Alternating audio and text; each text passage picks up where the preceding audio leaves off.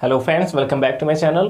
Friends, ये video specially class 10th के लिए होने वाला है क्योंकि क्लास 12th में यूपी बोर्ड के क्लास 12th में अब आपसे एप्लीकेशन या फिर लेटर नहीं पूछे जाते एग्ज़ाम में, बट क्लास 10th में आपसे एप्लीकेशन या फिर लेटर पूछे जाते हैं।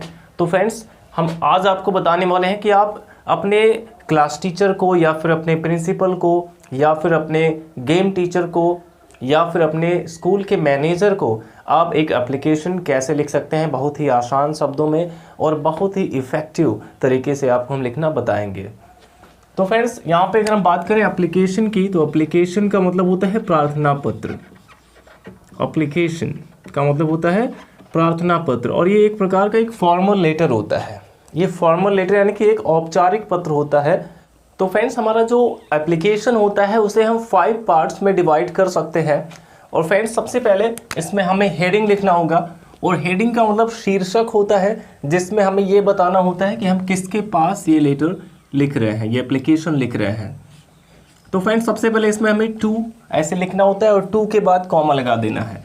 2 का मतलब क्या होता है कि किसके पास ये भेजा जा रहा है। जैसे हिंदी में हम लिखते हैं सेवा में, तो उसके लिए हम यहाँ पे लिखते हैं 2 और 2 के ठीक नीचे हमें लिखना होगा द प्रिंसिपल, क्योंकि ये एप्लीकेशन हम प्रिंसिपल के पास लिख रहे हैं। तो 2 के ठीक नीचे हमें लिखना होगा टू द प्रिंसिपल। और इसके बाद भी फ्रेंड्स हमें कॉमा लगा देना है। सबसे पहले यहाँ पे 2 लिखेंगे, 2 के बाद कॉमा लगाना होगा और इसके बाद द प्रिंसिपल, क्योंकि प्रिंसिपल के पास लिख रहे हैं और प्रिंसिपल के बाद भी हमें कॉमा लगा देना है। अगर क्लास टीचर के पास लिख रहे हैं तो टू द क्लास टीचर, अगर आप गेम टीचर के पास लिख रहे हैं टू द गेम टीचर, अगर आप मैनेजर के पास लिख रहे हैं स्कूल के तो टू द मैनेजर। इस तरह से लिखना होगा। और इसके तुरंत बाद फ्रेंड्स हमें स्कूल का नाम लिखना है। स्कूल का नाम हम यहाँ पे लिख सकते हैं। आप चाहें तो अपने ही स्कूल का नाम लिख सकते हैं, किसी भी स्कूल का नाम यहाँ पे लिखा जा सकता है।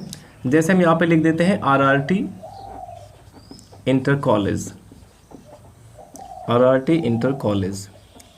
और इसके बाद भी फ्रेंड्स कॉमा लगा देंगे।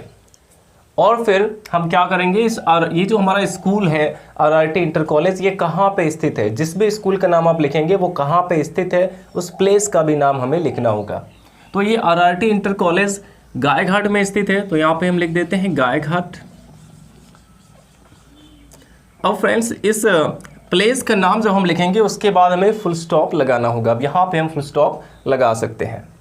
तो फ्रेंड्स, ये हमारा कहलाता है इसका हेडिंग यानी कि शीर्षक।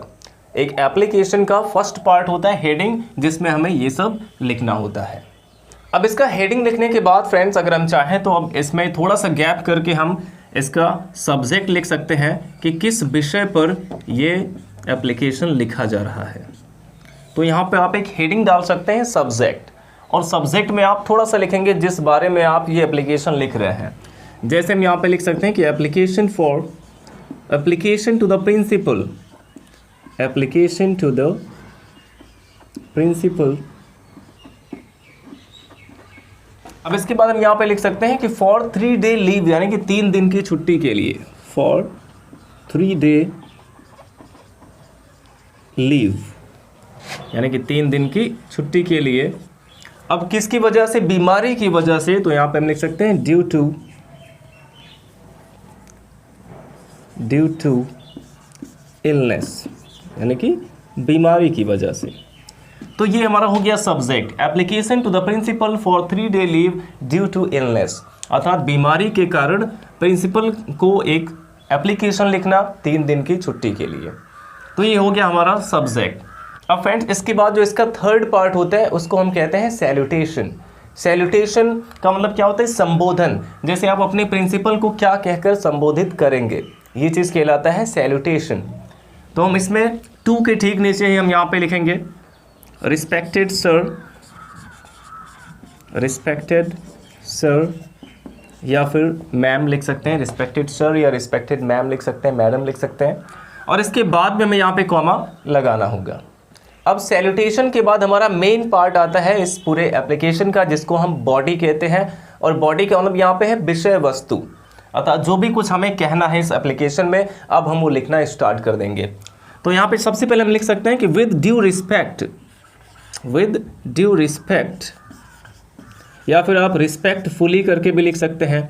विद ड्यू रिस्पेक्ट या फिर रिस्पेक्टफुली, इस तरह से लिख सकते हैं। With due respect I beg to say, यहाँ पे आप कॉमा लगा सकते हैं। आई बेग टू से, आई बेग टू से, मैं यह कहना चाहता हूँ। तो फ्रेंड्स ये बीमारी के कारण हमें एप्लीकेशन लिखना है, तो यहाँ पे हम लिख सकते हैं कि I beg to say that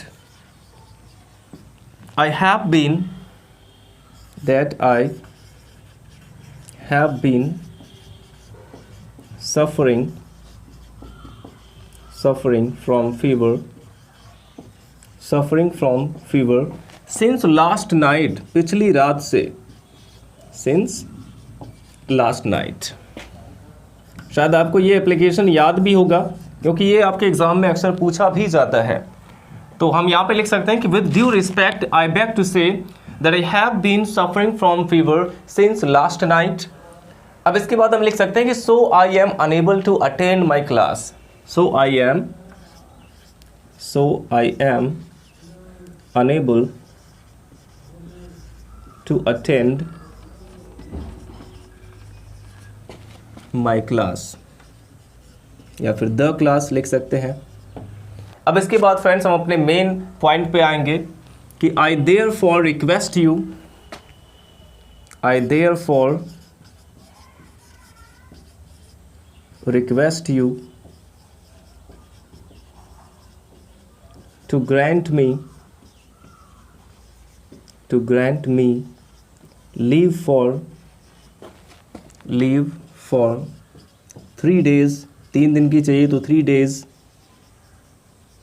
अब आप चाहें तो इसका डेट भी लिख सकते हैं, कब से कब तक चाहिए, डेट भी आप लिख सकते हैं। अब इसके बाद फ्रेंड्स हमारा जो लास्ट पार्ट है यानी कि 5वां पार्ट जो हमारा है सब्सक्रिप्शन, जिसका मतलब होता है अंत।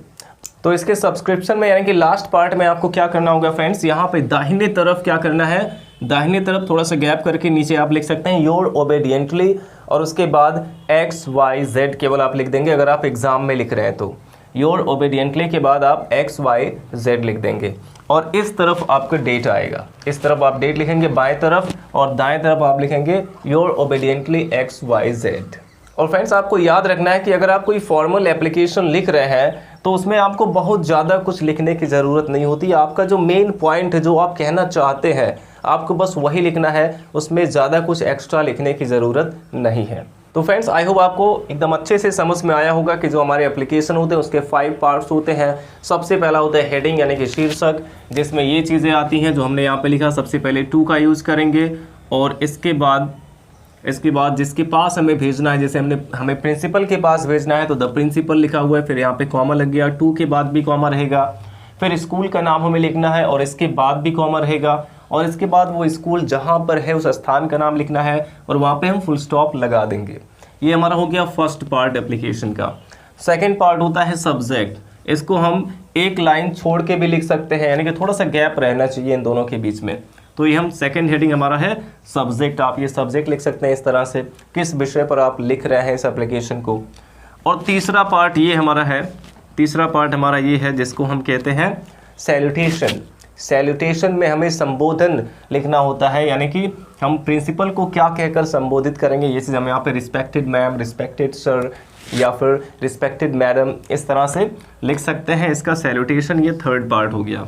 फोर्थ पार्ट हमारा जो मेन बॉडी होता है पूरे एप्लीकेशन का, जो मुख्य विषय वस्तु है हमारा, वो हमारा फोर्थ पार्ट है।